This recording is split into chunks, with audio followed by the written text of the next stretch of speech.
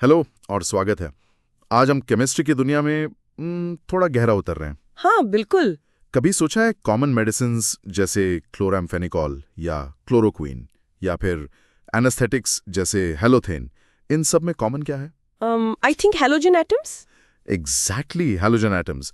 तो आज हम एक्सप्लोर कर रहे हैं एक important class of organic compounds, haloalkanes और हैलोअरीन्स। बेसिकली ये ऐसे कंपाउंड्स हैं जहाँ किसी हाइड्रोकार्बन से, चाहे वो एलिफेटिक हो या एरोमेटिक, हम हाइड्रोजन एटम हटाकर एक हैलोजन एटम लगा देते हैं। अच्छा। हैलोअल्केन्स में वो halogen atom sp3 hybridised carbon से जुड़ा होता है। ओके। जबकि हैलोअरीन्स में वो sp2 हाइब्रिडाइज्ड कार्बन से जुड़ता है, जो कि एक एरोमेटिक रिंग का हिस्सा होता है। राइट। तो ये नेचर में भी मिलते हैं? हाँ मिलते हैं, और इंडस्ट्री में तो इनके बहुत एप्लीकेशंस हैं, सॉल्वेंट से लेकर दूसरे ऑर्गेनिक कंपाउंड्स बनाने तक। तो आज का अपना मिशन है इन कंपाउंड्स को थोड़ा बेहतर समझना। मतलब इनकी क्लासिफिकेशन, नाम कैसे रखते हैं, यानी नॉमेनक्लेचर। फिर CX बॉन्ड का नेचर कैसा है, इनको बनाते कैसे हैं, preparation methods. Right. Physical properties, chemical reactions और एंड में थोड़ा पॉलीहैलोजन कंपाउंड्स के बारे में भी बात करेंगे। Sounds good, let's start. हाँ, तो सबसे पहले क्लासिफिकेशन। इनको कैसे क्लासिफाई करते हैं? सिंपल है। एक तो कितने हैलोजन एटम्स हैं उस बेसिस पे, जैसे मोनो, डाई या पॉलीहैलोजन कंपाउंड्स। मोनो मतलब एक, डाई मतलब दो, पॉली मतलब काफी सारे। ठीक है। और दूसरा, शायद ज्यादा इंपॉर्टेंट क्लासिफिकेशन है उस कार्बन एटम के हाइब्रिडाइजेशन के बेसिस पे जिससे हैलोजन जुड़ा है। अच्छा, वो कैसे? तो देखो, अगर हैलोजन sp3 कार्बन से जुड़ा है, CX बॉन्ड sp3 वाला, तो उसमें आते हैं एल्काइल हैलाइड्स, जिनको हम हैलोअल्केन्स RX भी कहते हैं। RX, okay. ये फिर प्राइमरी यानी 1 डिग्री, सेकेंडरी 2 डिग्री या टर्शरी 3 डिग्री हो सकते हैं। ये डिपेंड करता है कि वो कार्बन कितने और कार्बन से जुड़ा है। ठीक है, 1 डिग्री, 2 डिग्री, 3 डिग्री। इसी कैटेगरी में sp3CX बॉन्ड वाली दो और टाइप्स हैं, एलिलिक हैलाइड्स और बेंजिलिक हैलाइड्स। एलिलिक और बेंजिलिक, ये क्या होते हैं? एलिलिक हैलाइड्स में हैलोजन उस sp3 कार्बन पे होता है जो एक कार्बन-कार्बन डबल बॉन्ड C=C के बिल्कुल नेक्स्ट होता है। अच्छा, डबल बॉन्ड के बगल वाला sp3 कार्बन। एग्जैक्टली। और बेंजिलिक हैलाइड्स में हैलोजन उस sp3 कार्बन पे होता है जो सीधे एक एरोमेटिक रिंग से जुड़ा होता है। Got it. और अगर हैलोजन sp2 कार्बन से जुड़ा हो तो? हाँ, तो sp2CX बॉन्ड वाले कंपाउंड्स में आते हैं विनिलिक हैलाइड्स। विनिलिक। यहाँ हैलोजन एटम डायरेक्टली उस sp2 कार्बन से जुड़ा होता है जो C=C डबल बॉन्ड का हिस्सा है। ओके, डबल बॉन्ड वाले कार्बन पर ही। हाँ, और दूसरे हैं अराइल हैलाइड्स। यहाँ हैलोजन एटम सीधे एरोमेटिक रिंग के sp2 कार्बन से जुड़ा होता है, जैसे क्लोरोबेंजीन। समझ गया। तो ये क्लासिफिकेशन हो गई। अब इनके नामकरण, मतलब नॉमेनक्लेचर की बात करते हैं। कॉमन नेम्स कैसे देते हैं? कॉमन नेम्स में सिंपल है, पहले अल्काइल ग्रुप का नाम, फिर हैलाइड लगा दो। जैसे CH3CH2Br को कहेंगे ethyl bromide. Ethyl bromide, simple. और IUPAC सिस्टम? IUPAC सिस्टम में इन्हें हेलो सब्स्टिट्यूटेड हाइड्रोकार्बन्स माना जाता है, तो प्रीफिक्स में हेलो लगाते हैं। जैसे इथाइल ब्रोमाइड का IUPAC नाम होगा ब्रोमोइथेन। ब्रोमोइथेन, ठीक है। और अगर एक से ज्यादा हैलोजन हो, जैसे डाई हैलोजन कंपाउंड्स? हाँ, तो अगर वो एरोमेटिक रिंग पे है तो कॉमन सिस्टम में ortho O, Meta M, para P use करते हैं पोजीशंस बताने के लिए। Right, OMP। और IUPAC में नंबर्स यूज करते हैं, जैसे 1,2 डाइक्लोरोबेंजीन या 1,4 डाइक्लोरोबेंजीन। ओके। और अगर चेन में हो, जैसे एक ही कार्बन पे दो हैलोजन? अगर एक ही कार्बन पे दो सेम हैलोजन हैं तो वो जेम डाइहैलाइड्स कहलाते हैं। कॉमन नेम में एल्काइलिडीन हैलाइड बोलते हैं। एल्काइलिडीन हैलाइड, ओके। और अगर एडजेसेंट कार्बन्स पे हैं तो वो विक डाइहैलाइड्स होते हैं। और कॉमन नेम में एल्काइलीन डाइहैलाइड, जैसे एथिलीन डाइक्लोराइड। अच्छा, और IUPAC में? IUPAC में तो सिंपल है, बस पोजीशन बता दो, जैसे 1,1 डाइक्लोरोईथेन जेम या 1,2 डाइक्लोरोईथेन विक। कुछ कॉमन एग्जाम्पल्स हैं, जैसे मेथिलीन क्लोराइड CH2Cl2, जिसका IUPAC नाम डाइक्लोरोमीथेन है। और क्लोरोफॉर्म, वो भी तो कॉमन है। हाँ, क्लोरोफॉर्म CHCl3, जिसका IUPAC नाम ट्राइक्लोरोमीथेन है। ग्रेट। अब CX बॉन्ड के नेचर पे आते हैं। ये काफी इंपॉर्टेंट लग रहा है रिएक्शंस के लिए। बिल्कुल। देखो, halogen atom X carbon C से ज्यादा इलेक्ट्रोनेगेटिव होता है। हाँ, ये तो पता है। तो इसलिए CX बॉन्ड पोलर होता है। कार्बन पे थोड़ा सा positive charge, partial positive delta plus, और हैलोजन पे थोड़ा सा negative charge, partial negative delta minus. तो पोलैरिटी है इस बॉन्ड में। यस। और जैसे हम पीरियोडिक टेबल में ग्रुप में नीचे जाते हैं, फ्लोरीन से आयोडीन तक हैलोजन का साइज बढ़ता जाता है। साइज बढ़ता है, हाँ। तो CX बॉन्ड की लेंथ भी बढ़ती जाती है। CF बॉन्ड सबसे छोटा, CI बॉन्ड सबसे लंबा। ओके। और बॉन्ड स्ट्रेंथ? बॉन्ड लेंथ बढ़ने से बॉन्ड थोड़ा वीक हो जाता है। मतलब CI बॉन्ड तोड़ना सबसे आसान है, CF सबसे मुश्किल। इसे बॉन्ड एंथैल्पी कहते हैं, जो F से I तक कम होती जाती है। अच्छा, इसका मतलब रिएक्टिविटी में फर्क पड़ेगा। बिल्कुल। और डाइपोल मोमेंट्स भी होते हैं इनमें। टेबल 6.2 में डेटा है। एक इंटरेस्टिंग चीज है कि CH3Cl का डाइपोल मोमेंट CH3F से थोड़ा सा ज्यादा होता है, हालांकि फ्लोरीन ज्यादा इलेक्ट्रोनेगेटिव है। ओह, वो क्यों? तो एल्केन्स बनाने का सबसे कॉमन तरीका है अल्कोहल से। अल्कोहल से कैसे? अल्कोहल का जो OH ग्रुप है उसको हैलोजन X से रिप्लेस करके। इसके लिए कई रिएजेंट्स यूज कर सकते हैं। जैसे? Concentrated halogen acids HX use कर सकते हैं, जैसे HCl, HBr। प्राइमरी और सेकेंडरी अल्कोहल्स के लिए कैटलिस्ट जैसे एनहाइड्रस ZnCl2 भी चाहिए होता है। लूकस टेस्ट याद है? हाँ, लूकस टेस्ट तो याद है। रिएक्टिविटी ऑर्डर क्या होता है अल्कोहल्स का? टर्शरी अल्कोहल सबसे फास्ट रिएक्ट करते हैं, फिर सेकेंडरी, फिर प्राइमरी। तो ऑर्डर है 3 डिग्री, 2 डिग्री, 1 डिग्री। ओके। और क्या यूज कर सकते हैं? लाइट्स यूज कर सकते हैं, PCl3, PCl5, PBr3 या P और I2 से इंसिटो बना PI3। PCl3, PCl5, ठीक है।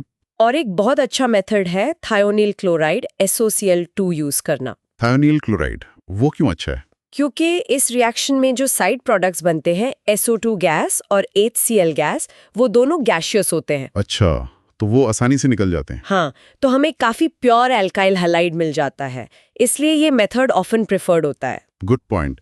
अल्कोहल्स के अलावा हाइड्रोकार्बन से भी बना सकते हैं। हाँ, हाइड्रोकार्बन से भी बनाते हैं, जैसे एल्केन्स का फ्री रेडिकल क्लोरिनेशन या ब्रोमिनेशन कर सकते हैं सनलाइट में। पर उसमें तो मिक्सचर मिलता है ना, मोनोहैलो, डायहैलो, पॉलीहैलो। हाँ, वो प्रॉब्लम है। इससे कॉम्प्लेक्स मिक्सचर मिलता है जिसे सेपरेट करना मुश्किल होता है, इसलिए ये मेथड बहुत यूजफुल नहीं है स्पेसिफिक प्रोडक्ट के लिए। ठीक है। एल्कीन्स? एल्कीन्स से बेटर है। एल्कीन पे हाइड्रोजन हैलाइड HX ऐड कर सकते हैं। यहाँ मार्कोवनिकोव्स रूल लगता है, याद है? हाँ, rich gets richer. Negative part उस कार्बन पे जाता है जिसके पास कम हाइड्रोजन होते हैं डबल बॉन्ड में। बिल्कुल। या फिर एल्कीन्स पे डायरेक्ट हैलोजन X2 जैसे Br2 इन CCl4 ऐड कर सकते हैं। ये तो डबल बॉन्ड का टेस्ट भी है। राइट। ब्रोमीन का कलर डिसअपियर हो जाता है और इससे विसिनल डाइहैलाइड बनता है। करेक्ट। एक और तरीका है हैलोजन एक्सचेंज। हैलोजन एक्सचेंज मतलब एक हैलोजन को दूसरे से बदलना? हाँ, अगर RCl या RBr से RI बनाना हो तो सोडियम आयोडाइड NaI यूज करते हैं ड्राई एसीटोन में। इसको फिंकल-स्टेन रिएक्शन कहते हैं। Finkel-stand reaction. RCl-Br plus NaI, RI plus NaCl, NaBr। Okay. Acetone में NaCl, NaBr प्रेसिपिटेट हो जाते हैं, तो रिएक्शन फॉरवर्ड चली जाती है। और अगर RF बनाना हो तो स्वाट्स रिएक्शन यूज करते हैं। Swarts reaction for fluorides. हाँ, इसमें आर्बन या आर्ब्रोम को मेटालिक फ्लोराइड जैसे सिल्वर फ्लोराइड AgF या Ag2F2 के साथ हीट करते हैं। तो ये हो गए हैलो एल्केन्स के मेथड्स। अब हैलोरीन्स कैसे बनाते हैं? हैलोरीन्स बनाने के लिए भी इंपॉर्टेंट मेथड्स हैं।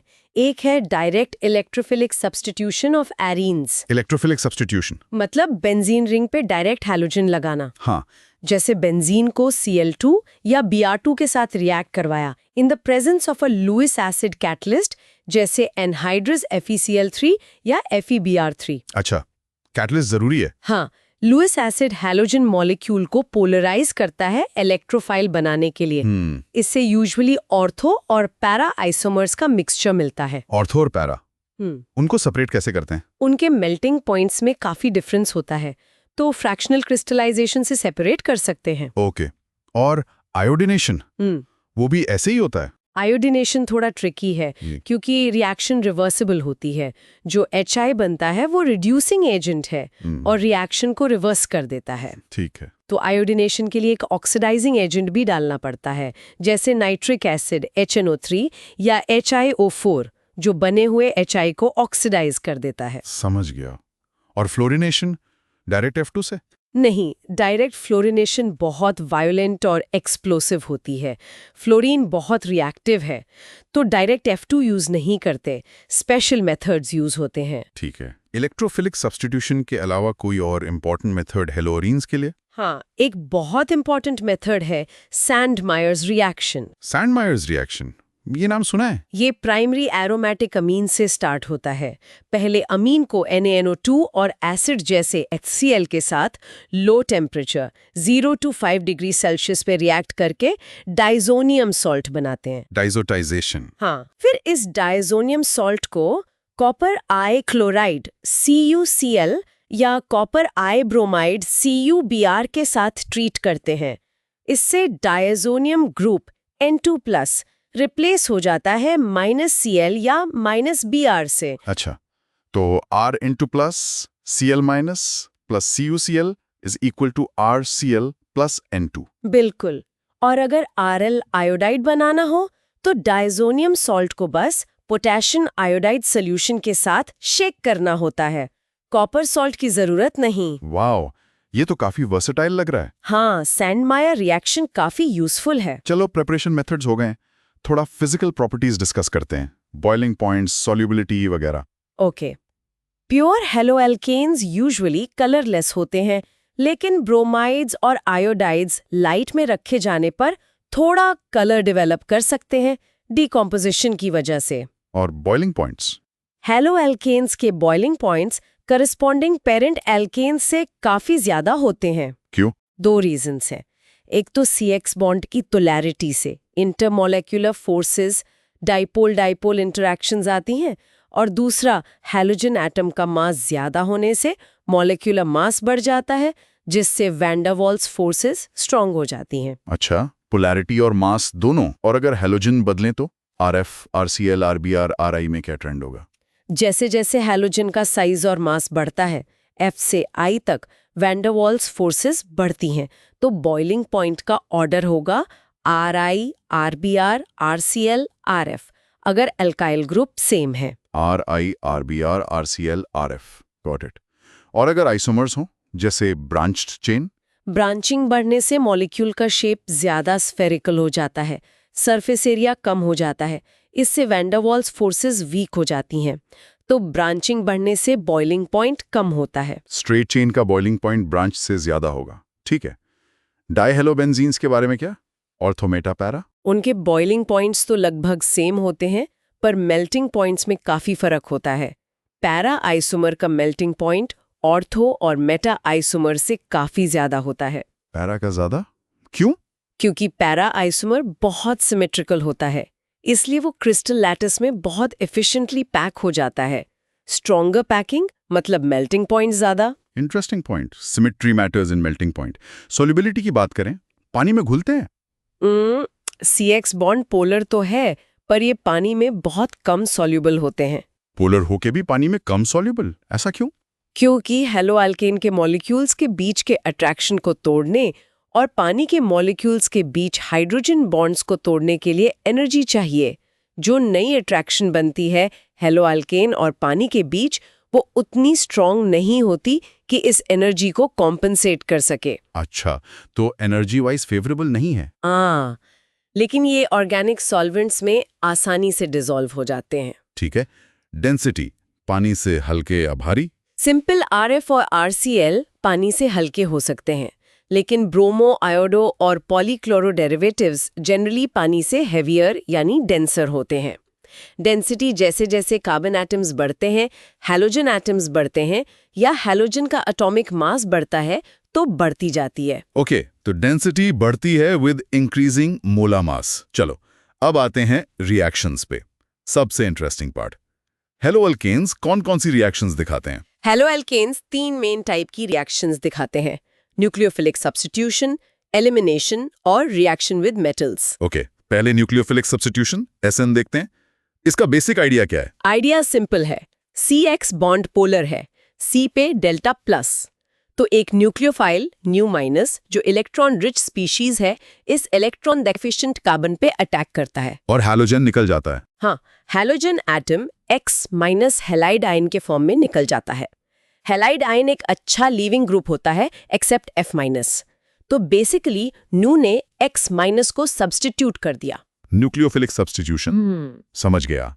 इसमें कुछ एम्बिडेंट न्यूक्लियोफाइल्स का कॉन्सेप्ट भी आता है। हाँ, एम्बिडेंट न्यूक्लियोफाइल्स वो होते हैं जिनके पास 2 न्यूक्लियोफिलिक साइट्स होते हैं, मतलब वो 2 अलग एटम से अटैक कर सकते हैं, जैसे साइनाइड आयन CN-। CN-? कैसे? CN- में कार्बन भी अटैक कर सकता है और नाइट्रोजन भी। अगर ये पोटेशियम साइनाइड के साथ रिएक्ट करे, जो मेनली आयोनिक है, तो अटैक कार्बन से होता है और हमें प्राइमरीली एल्काइल साइनाइड्स मिलते हैं, क्योंकि CC बॉन्ड ज्यादा स्टेबल होता है। अच्छा, KCN से RCN नाइट्राइल्स। लेकिन अगर सिल्वर साइनाइड यूज करें, जो मेनली कोवेलेंट है, तो नाइट्रोजन एटम फ्री होता है अटैक करने के लिए। इसलिए हमें मेनली एल्काइल आइसोसाइनाइड्स मिलते हैं। एल्काइल नाइट्राइड बनता है। Alkyl nitride. और अगर AgNO2 कोवेलेंट यूज करें, तो अटैक नाइट्रोजन से होता है और RNO2 नाइट्रोएल्केन मेजर प्रोडक्ट होता है। RNO2, got it. अब आते हैं इनके मैकेनिज्म्स पे, SN1 और SN2। ये बहुत इंपॉर्टेंट है।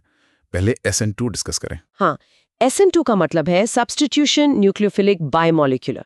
बायमॉलिक्यूलर मतलब इसका रेट दोनों रिएक्टेंट्स हेलो एल्केन और न्यूक्लियोफाइल की कॉन्सेंट्रेशन पे डिपेंड करता है। Okay, rate equals to K RX nu minus. और ये होती कैसे है? कार्बन पे अटैक करता है उस साइड से जो लीविंग ग्रुप हैलोजन के ऑपोजिट है। जैसे ही न्यू C बॉन्ड बनना शुरू होता है, CX बॉन्ड टूटना शुरू हो जाता है। ऑपोजिट साइड से attack, back side attack. Yes, back side attack. इसकी वजह से प्रोडक्ट में कॉन्फ़िगरेशन का इन्वर्जन हो जाता है, स्टीरियोकेमिस्ट्री चेंज हो जाती है। इन्वर्जन जैसे तेज हवा में छाता अंदर से बाहर की तरफ पलट जाता है ना, वैसा ही मॉलिक्यूल इन्वर्ट हो जाता है। इसको वॉल्डन इन्वर्जन कहते हैं। Walden inversion, okay. और SN2 रिएक्शन किस टाइप के हेलो एल्केन्स में फास्ट होती है? 1 डिग्री, 2 डिग्री या 3 डिग्री? क्योंकि न्यूक्लियोफाइल को कार्बन तक पहुंचना होता है अटैक करने के लिए, तो अगर कार्बन के आसपास बड़े-बड़े ग्रुप्स लगे होंगे, स्टेरिक हिंड्रेंस, तो अटैक मुश्किल होगा। मतलब भीड़ भाड़ कम होनी चाहिए। एग्जैक्टली। प्राइमरी हैलाइड्स में स्टेरिक हिंड्रेंस सबसे कम होती है, तो वो SN2 सबसे फास्ट दिखाते हैं। फिर सेकेंडरी, टर्शरी हैलाइड्स में इतनी हिंड्रेंस होती है कि वो SN2 प्रैक्टिकली नहीं दिखाते हैं। तो reactivity order for SN2 1 degree, 2 degree, 3 degree. ठीक है, अब SN1 की बात करते हैं। SN1 मतलब सब्स्टिट्यूशन न्यूक्लियोफिलिक यूनिमॉलिक्यूलर। यूनिमॉलिक्यूलर मतलब इसका रेट सिर्फ एक रिएक्टेंट यानी हेलो एल्केन की कॉन्सेंट्रेशन पे डिपेंड करता है, न्यूक्लियोफाइल की कॉन्सेंट्रेशन पे नहीं। Rate is equals to KRX। Okay, ये कैसे होती है? ये 2 स्टेप्स में होती है। पहला स्टेप स्लो होता है और रेट डिटरमाइनिंग स्टेप होता है। इसमें CX बॉन्ड अपने आप टूट जाता है और एक कार्बोकैटायन इंटरमीडिएट बनता है। Carbocation R+। हाँ, R+ और X- अलग हो जाते हैं। ये कार्बोकैटायन प्लेनर होता है, sp2 hybridised. Planar intermediate. Okay, फिर दूसरा स्टेप? दूसरा स्टेप फास्ट होता है। इसमें न्यूक्लियोफाइल इस प्लेनर कार्बोकैटायन पे अटैक करता है। अटैक किस साइड से? क्योंकि कार्बोकैटायन प्लेनर है, तो न्यूक्लियोफाइल उसके फ्रंट साइड से भी अटैक कर सकता है और बैक साइड से भी। दोनों तरफ से अटैक पॉसिबल है। अच्छा, तो इसको स्टीरियोकेमिस्ट्री पे क्या इफेक्ट होगा? अगर फ्रंट साइड अटैक जहां से X- निकला था से प्रोडक्ट बने, तो कॉन्फ़िगरेशन रिटेन रहती है। अगर बैक साइड अटैक से बने तो कॉन्फ़िगरेशन इन्वर्ट हो जाती है। क्योंकि दोनों पॉसिबिलिटी लगभग बराबर होती है, तो हमें दोनों प्रोडक्ट्स मिलेंगे। हाँ, हमें लगभग 50-50 मिक्सचर मिलता है इन्वर्टेड प्रोडक्ट और रिटेन्ड प्रोडक्ट का। इस मिक्सचर को रेसीमिक मिक्सचर कहते हैं और इस प्रोसेस को रेसीमाइजेशन। रेसीमाइजेशन इन SN1, इंटरेस्टिंग। और SN1 किस टाइप के हैलाइड्स में फास्ट होगी? वो स्लो स्टेप है। तो रिएक्शन उतनी फास्ट होगी जितना स्टेबल कार्बोकेटाइन बनेगा। Stability of carbocation matters here. तो टर्शरी कार्बोकेटाइन्स सबसे ज्यादा स्टेबल होते हैं, हाइपरकॉन्जुगेशन इंडक्टिव इफेक्ट, फिर सेकेंडरी 2 डिग्री, फिर प्राइमरी 1 डिग्री। इसलिए SN1 का रिएक्टिविटी ऑर्डर है 3 डिग्री 2 डिग्री 1 डिग्री। ये SN2 से बिल्कुल उल्टा है। 3 degree 2 degree 1 degree for SN1, बिल्कुल उल्टा। और एलिलिक और बेंजिलिक हैलाइड्स वो तो काफी स्टेबल कार्बोकैटायन्स बनाते हैं रेजोनेंस की वजह से। एग्जैक्टली इसलिए एलिलिक और बेंजिलिक हैलाइड्स SN1 रिएक्शंस के लिए काफी रिएक्टिव होते हैं, भले ही वो प्राइमरी या सेकेंडरी हों। उनके कार्बोकेटाइन्स रेजोनेंस स्टेबलाइज्ड होते हैं। Got it. दोनों मैकेनिज्म्स में अगर हम हैलोजन चेंज करें तो रिएक्टिविटी का क्या ऑर्डर है? RI, RBr, RCl, RF। Leaving group यूनिलिटी पे डिपेंड करेगा। CI बॉन्ड सबसे वीक है तो I- सबसे अच्छा लीविंग ग्रुप है, फिर Br-, फिर Cl-। F- बहुत पुअर लीविंग ग्रुप है क्योंकि CF बॉन्ड बहुत स्ट्रॉन्ग है। तो दोनों SN1 और SN2 में रिएक्टिविटी ऑर्डर है RI, RBr, RCl, RF। RI, RBr, RCl, RF make sense. ये होगी सब्स्टिट्यूशन। अब दूसरी रिएक्शन टाइप थी एलिमिनेशन। ये क्या है? एलिमिनेशन रिएक्शन, जिसे बीटा एलिमिनेशन भी कहते हैं, इसमें हैलो एल्केन से HX मॉलिक्यूल निकल जाता है और एक एल्कीन बनता है। HX निकल जाता है, कैसे? जब हम हैलो एल्केन को एक स्ट्रॉन्ग बेस जैसे अल्कोहलिक पोटेशियम हाइड्रोक्साइड KOH इन एथेनॉल के साथ हीट करते हैं तो बेस बीटा कार्बन से एक हाइड्रोजन प्रोटॉन निकालता है। बीटा कार्बन वो कौन सा? जिस कार्बन पे हैलोजन लगा है, अल्फा कार्बन, उसके बगल वाला कार्बन बीटा कार्बन होता है। ओके, तो बेस ने बीटा हाइड्रोजन निकाला। फिर अल्फा कार्बन से हैलोजन निकल जाता है और अल्फा और बीटा कार्बन के बीच में एक डबल बॉन्ड बन जाता है। ओवरऑल H और X का एलिमिनेशन हो गया और एल्कीन बन गया। ठीक है, पर अगर एक से ज्यादा टाइप के बीटा हाइड्रोजन हो तो मतलब मॉलिक्यूल अनसिमेट्रिकल हो? Good question. अगर एक से ज्यादा टाइप के बीटा कार्बन्स हैं जिन पे हाइड्रोजन है तो एक से ज्यादा एल्कीन बन सकते हैं। ऐसे केस में साइडसेफ्स रूल या ज़ेटसेफ्स रूल लगता है। साइजेप्स रूल वो क्या कहता है? वो कहता है कि in dehydrohalogenation reactions the preferred product is that alkene which has the greater number of alkyl groups attached to the doubly bonded carbon atoms, यानी more substituted alkene major product होगा। मोर स्टेबल एल्कीन बनते हैं। Okay, elimination और substitution साथ साथ भी हो सकते हैं क्या? कंपीट करते हैं? हाँ, ये अक्सर compete करते हैं। कंडीशंस डिसाइड करती हैं कि कौन मेजर होगा, जैसे स्ट्रॉन्ग बल्की बेस और हाई टेम्परेचर एलिमिनेशन को फेवर करते हैं। प्राइमरी हैलाइड्स मोस्टली सब्स्टिट्यूशन देते हैं SN2, tertiary halides strong base के साथ मेनली एलिमिनेशन देते हैं। ओके, तीसरी रिएक्शन टाइप थी रिएक्शन विद मेटल्स। हाँ, मेटल्स के साथ भी इंपॉर्टेंट रिएक्शंस हैं। सबसे फेमस है मैग्नीशियम के साथ रिएक्शन। मैग्नीशियम ड्राई ईथर में ग्रिग्नार्ड रिएजेंट। बिल्कुल, हैलो एल्केन RX मैग्नीशियम के साथ ड्राई ईथर में रिएक्ट करके एल्काइल मैग्नीशियम हैलाइड RMgX बनाता है, जिसे ग्रिग्नार्ड रिएजेंट कहते हैं। ये बहुत ही यूजफुल रिएजेंट है ऑर्गेनिक सिंथेसिस में। हाँ, सुना है इसके बारे में, बहुत रिएक्टिव होता है। करता है, इसलिए इसको बनाते वक्त कंडीशंस बिल्कुल ड्राई रखनी पड़ती हैं। थोड़ा सा भी पानी प्रोटॉन सोर्स होगा तो ये रिएक्ट करके हाइड्रोकार्बन बना देगा RH। RMgX plus H2O minus RH plus MgOHX। Okay, और सोडियम मेटल के साथ? सोडियम मेटल के साथ ड्राई ईथर में रिएक्शन को वर्ट्स रिएक्शन कहते हैं। इसमें दो एल्काइल हैलाइड मॉलिक्यूल्स के एल्काइल ग्रुप्स आपस में जुड़ जाते हैं और एक हायर एल्केन बनता है। 2RX plus 2Na minus R' plus 2NaX। What's reaction? RR बनता है। इससे इवन नंबर ऑफ कार्बन्स वाले सिमेट्रिकल एल्केन्स अच्छे बनते हैं। सही कहा। ऑड नंबर या अनसिमेट्रिकल बनाने की कोशिश करें तो मिक्सचर मिलता है। तो ये हो गई हैलो एल्केन्स की रिएक्शंस। अब हैलोअरीन्स की बात करते हैं। वो न्यूक्लियोफिलिक सब्स्टिट्यूशन के लिए काफी कम रिएक्टिव होते हैं, सुना है। क्यों? हाँ, एरिल हैलाइड्स न्यूक्लियोफिलिक सब्स्टिट्यूशन के लिए नॉर्मली बहुत कम रिएक्टिव होते हैं कंपेयर टू एल्काइल हैलाइड्स। इसके कई रीजंस हैं। जैसे? पहला रीजन है रेजोनेंस। हैलोजन एटम के लोन पेयर्स बेंजीन रिंग के साथ रेजोनेंस में पार्टिसिपेट करते हैं। इसकी वजह से CX बॉन्ड में पार्शियल डबल बॉन्ड कैरेक्टर आ जाता है। डबल बॉन्ड कैरेक्टर, तो बॉन्ड स्ट्रांग हो गया। हाँ, इस डबल बॉन्ड कैरेक्टर की वजह से CX बॉन्ड शॉर्टर और स्ट्रॉन्गर हो जाता है, जिसे तोड़ना मुश्किल है। ओके, पहला रीजन रेजोनेंस, और दूसरा रीजन है हाइब्रिडाइजेशन। एरिल हैलाइड में हैलोजन जिस कार्बन से जुड़ा है वो sp2 हाइब्रिडाइज्ड होता है। एल्काइल हैलाइड में sp3 होता है। sp2 कार्बन में s कैरेक्टर ज्यादा होता है 33% compare to sp3 25%। S character ज्यादा, तो sp2 कार्बन ज्यादा इलेक्ट्रोनेगेटिव होता है। वो CX बॉन्ड के इलेक्ट्रॉन्स को ज्यादा टाइटली होल्ड करता है, बॉन्ड को शॉर्टर और स्ट्रॉन्गर बनाता है। अच्छा, हाइब्रिडाइजेशन भी बॉन्ड को स्ट्रांग बना रहा है। तीसरा रीजन, अगर SN1 मैकेनिज्म से रिएक्शन हो तो फिनाइल कैटायन C6H5+ बनेगा इंटरमीडिएट। ये कैटायन बहुत अनस्टेबल होता है क्योंकि पॉजिटिव चार्ज sp2 ऑर्बिटल में होता है और रेजोनेंस से स्टेबलाइज नहीं हो सकता, तो SN1 पॉसिबल नहीं है। फिनाइल कैटायन अनस्टेबल है। ओके, और कोई रीजन? एक और पॉसिबल रीजन है रिपल्शन। न्यूक्लियोफाइल जो अटैक कर रहा है वो इलेक्ट्रॉन रिच है और जो बेंजीन रिंग है वो भी इलेक्ट्रॉन रिच पाई इलेक्ट्रॉन्स, तो उनके बीच में रिपल्शन हो सकता है जो अटैक को डिस्करेज करता है। 4 रीजंस हो गए। तो क्या ये कभी रिएक्ट नहीं करते सब्स्टिट्यूशन से? करते हैं, लेकिन बहुत ड्रास्टिक कंडीशंस चाहिए होती हैं।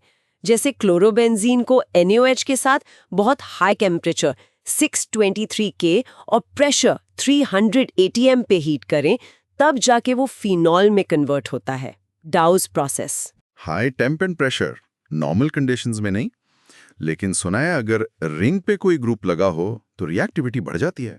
हाँ बिल्कुल, अगर रिंग पर कोई strong electron withdrawing group EWG जैसे कि नाइट्रो ग्रुप NO2 ऑर्थो या पैरा पोजीशन पर लगा हो हैलोजन के रिस्पेक्ट में, तो न्यूक्लियोफिलिक सब्स्टिट्यूशन की रिएक्टिविटी काफी बढ़ जाती है। EWG ऑर्थो पैरा पे क्यों? क्योंकि EWG जो रिएक्शन इंटरमीडिएट एक negatively charged complex carbon ion type बनता है, उसको रेजोनेंस से स्टेबलाइज कर देता है। वो नेगेटिव चार्ज को रिंग में डीलोकलाइज करने में हेल्प करता है, खासकर जब वो ऑर्थो या पैरा पे हो। अच्छा, इंटरमीडिएट स्टेबलाइज हो जाता है। जितने ज्यादा EWG होंगे ऑर्थो पैरा पे, उतनी रिएक्टिविटी बढ़ेगी। एग्जैक्टली। जैसे अगर क्लोरोबेंजीन में एक NO2 पैरा पे हो तो रिएक्शन थोड़े माइल्डर कंडीशंस में हो जाती है। अगर 2 NO2 ऑर्थो और पैरा पे हो तो और आसानी से। अगर 3 NO2 246 पोजीशंस पे हो तो बस पानी के साथ वार्म करने पर ही सब्स्टिट्यूशन हो जाती है। वाव, तो EWG काफी स्ट्रॉन्ग इफेक्ट डालते हैं मेटा पोजीशन पे हो तो। मेटा पोजीशन पे EWG का उतना स्ट्रॉन्ग स्टेबलाइजिंग इफेक्ट नहीं होता इंटरमीडिएट पे रेजोनेंस के थ्रू, तो मेटा आइसोमर की रिएक्टिविटी पे ज्यादा फर्क नहीं पड़ता। समझ गया। न्यूक्लियोफिलिक सब्स्टिट्यूशन हो गई। हैलोअरीन्स इलेक्ट्रोफिलिक सब्स्टिट्यूशन तो दिखाते हैं ना, वो तो उनकी कैरेक्टरिस्टिक रिएक्शन है। हाँ बिल्कुल, हैलोअरीन्स इलेक्ट्रोफिलिक एरोमेटिक सब्स्टिट्यूशन रिएक्शंस देते हैं, जैसे halogenation, nitration, sulphonation, Friedel crafts alkylation और एसिलेशन। इफेक्ट होता है इस रिएक्शन पे। वो रिंग को एक्टिवेट करता है या डीएक्टिवेट, और कहाँ डायरेक्ट करता है इनकमिंग ग्रुप को? ये इंटरेस्टिंग केस है। हैलोजन एटम का इलेक्ट्रोनेगेटिविटी के कारण स्ट्रॉन्ग -I इफेक्ट होता है। ये इफेक्ट रिंग से इलेक्ट्रॉन डेंसिटी को खींचता है, इसलिए रिंग को थोड़ा डीएक्टिवेट करता है towards electrophilic attack compare to benzene. Deactivate करता है तो रिएक्शन स्लो होगी बेंजीन से। हाँ, रिएक्शन थोड़ी स्लो होती है, लेकिन हैलोजन के पास लोन पेयर्स भी होते हैं जो रेजोनेंस +R इफेक्ट के थ्रू रिंग को इलेक्ट्रॉन डोनेट कर सकते हैं। ये इलेक्ट्रॉन डेंसिटी खास तौर पे ऑर्थो और पैरा पोजीशंस पर बढ़ाते हैं। अच्छा, तो -I से डीएक्टिवेट कर रहा है पर +R से ऑर्थो पैरा पे डेंसिटी बढ़ा रहा है, तो ओवरऑल क्या होगा? Overall I effect +R effect से थोड़ा स्ट्रॉन्गर होता है, इसलिए नेट इफेक्ट डीएक्टिवेशन का है। लेकिन +R इफेक्ट इनकमिंग इलेक्ट्रोफाइल को ऑर्थो और पैरा पोजीशंस पे डायरेक्ट करता है, इसलिए halogens are ortho para directing groups even though they are deactivating. Unique combination, deactivating but OP directing. ठीक है, मेटल्स के साथ रिएक्शन, जैसे वुड्स रिएक्शन अल्काइल हैलाइड्स में थी। हाँ, सिमिलर रिएक्शंस एरियल हैलाइड्स भी देते हैं।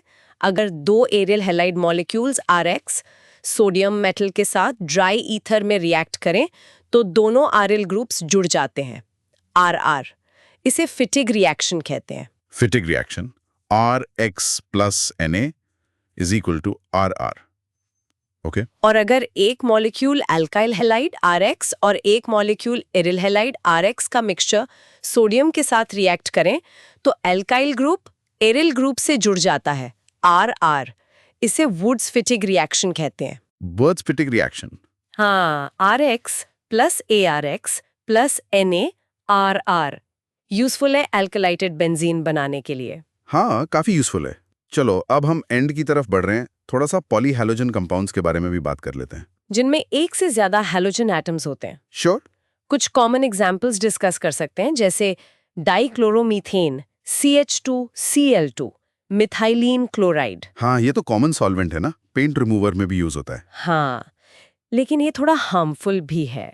सेंट्रल नर्वस सिस्टम CNS को अफेक्ट करता है। लो लेवल एक्सपोजर से भी हियरिंग और विजन में प्रॉब्लम हो सकती है। ओके। और क्लोरोफॉर्म। CHCl3 क्लोरोफॉर्म भी एक कॉमन सॉल्वेंट है। पहले इसको सर्जरी में एनेस्थेटिक की तरह यूज करते थे। हाँ, सुना है, फिल्मों में दिखाते हैं, रुमाल पे डाल के बेहोश कर देते हैं। हाँ, पर अब उसे नहीं करते क्योंकि ये CNS को डिप्रेस करता है और ज्यादा एक्सपोजर से लिवर और किडनी डैमेज हो सकता है।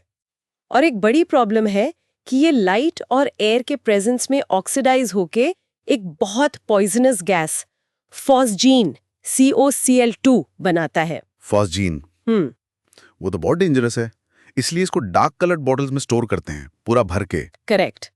फिर है आयोडोफॉर्म CHI3, येलो सॉलिड होता है। आयोडोफॉर्म टेस्ट भी होता है अल्कोहल्स कीटोन्स के लिए। इसका क्या यूज है? पहले इसको एंटीसेप्टिक की तरह यूज करते थे। ये स्लोली आयोडीन रिलीज करता है जो एंटीसेप्टिक एक्शन देती है, लेकिन इसकी स्मेल बहुत अनप्लेजेंट होती है और अब बेटर एंटीसेप्टिक्स अवेलेबल है। ओके। कार्बन टेट्राक्लोराइड CCl4 भी सॉल्वेंट की तरह और रेफ्रिजरेंट्स बनाने में यूज होता था। फायर एक्सटिंग्विशर्स में भी यूज होता था, लेकिन ये भी काफी टॉक्सिक है। लिवर कैंसर कॉज कर सकता है, CNS पे इफेक्ट करता है और ये ओजोन लेयर को भी डिप्लीट करता है, तो इसका यूज भी काफी कम हो गया है। ओजोन लेयर डिप्लीशन, ये तो फ्रियॉन्स के साथ भी एसोसिएट करते हैं। हाँ, फ्रेयॉन्स, क्लोरोफ्लोरोकार्बन्स CFCs जैसे फ्रियॉन 12, CCl2F2, ये बहुत stable, non toxic, non corrosive, easily liquefiable gases हैं। इसलिए ये रेफ्रिजरेशन, एयर कंडीशनिंग और एरोसॉल प्रोपेलेंट्स में बहुत एक्सटेंसिवली यूज होते थे। पर इनका एनवायरमेंटल इम्पैक्ट बहुत बुरा निकला। हाँ, जब ये स्ट्रेटोस्फीयर में पहुंचते हैं तो यूवी लाइट से डिकम्पोज होके क्लोरीन फ्री रेडिकल्स बनाते हैं, जो ओजोन O3 लेयर को डिस्ट्रॉय करने वाली चेन रिएक्शन शुरू कर देते हैं। इसलिए अब CFCs का प्रोडक्शन और यूज मॉन्ट्रियल प्रोटोकॉल के तहत फेज आउट कर दिया गया है। नेट। और लास्ट में DDT, ये नाम तो बहुत सुना है। DDT डाइक्लोरो डाइफेनाइल ट्राइक्लोरोइथेन, ये पहला मेजर क्लोरिनेटेड ऑर्गेनिक इंसेक्टिसाइड था। सेकेंड वर्ल्ड वॉर के टाइम इसने मलेरिया और टाइफस फैलाने वाले मस्कीटोज और लाइस को कंट्रोल करने में बहुत इंपॉर्टेंट रोल प्ले किया था। पॉल मुलर को इसके लिए नोबेल प्राइज भी मिला था। तो ये तो बहुत इफेक्टिव था। शुरू में बहुत इफेक्टिव था, लेकिन फिर प्रॉब्लम्स आने लगी। बहुत से इंसेक्ट्स ने इसके लिए रेजिस्टेंस डेवलप कर ली। ये नॉन बायोडिग्रेडेबल है और एनवायरनमेंट में परसिस्ट करता है। और एनिमल्स पे क्या इफेक्ट हुआ? ये फैट टिश्यूज में एक्यूमुलेट हो जाता है, बायो एक्यूमुलेशन। फूड चेन के थ्रू इसकी कॉन्सेंट्रेशन बढ़ती जाती है, बायो मैग्निफिकेशन। फिश के लिए टॉक्सिक है, बर्ड्स में एग शेल थिनिंग कॉज करता है। इसलिए अब इसका यूज मोस्टली कंट्रीज में बैंड या रिस्ट्रिक्टेड है। तो इन पॉलीहैलोजन कंपाउंड्स की कहानी मिक्स्ड है। यूटिलिटी भी है, पर सीरियस एनवायरमेंटल और हेल्थ कंसर्न्स भी हैं। बिल्कुल। तो ये था एक क्विक ओवरव्यू हेलो एल्केन्स और हेलो अरीन्स का। हमने देखा इनको क्लासिफाई और नेम कैसे करते हैं, इनके CX बॉन्ड का नेचर। हाँ, फिर इनको बनाने के मेथड्स, अल्कोहल से, हाइड्रोकार्बन से, सैंडमायर रिएक्शन। फिर फिजिकल प्रॉपर्टीज और खासकर इनके केमिकल रिएक्शंस जैसे न्यूक्लियोफिलिक सब्स्टिट्यूशन, SN1 और SN2 mechanisms, inversion, racemisation, elimination, Saytzeff's rule और मेटल्स के साथ रिएक्शंस, ग्रिग्नार्ड, वर्ट्स, फिटिग। और हमने हेलोअरीन्स की लो रिएक्टिविटी टुवर्ड्स न्यूक्लियोफिलिक सब्स्टिट्यूशन के रीजंस भी समझे और कैसे EWG उसको बढ़ा सकते हैं, और उनकी electrophilic substitution OP directing nature को भी टच किया। फाइनली कुछ पॉलीहैलोजन कंपाउंड्स जैसे क्लोरोफॉर्म, फ्रीऑन्स, DDT के यूजेस और उनके एसोसिएटेड प्रॉब्लम्स को भी देखा। तो ये कंपाउंड्स हमारी लाइफ में इंपॉर्टेंट तो हैं, मैन्युफैक्चरिंग से लेकर मेडिसिन तक, लेकिन इनके एनवायरमेंटल और हेल्थ इम्पैक्ट्स को समझना और मैनेज करना भी उतना ही जरूरी है। सही कहा। और ये हमेशा एक बैलेंस बनाने की कोशिश रहती है इन केमिकल टूल्स को यूज करने और एनवायरनमेंट को प्रोटेक्ट करने के बीच।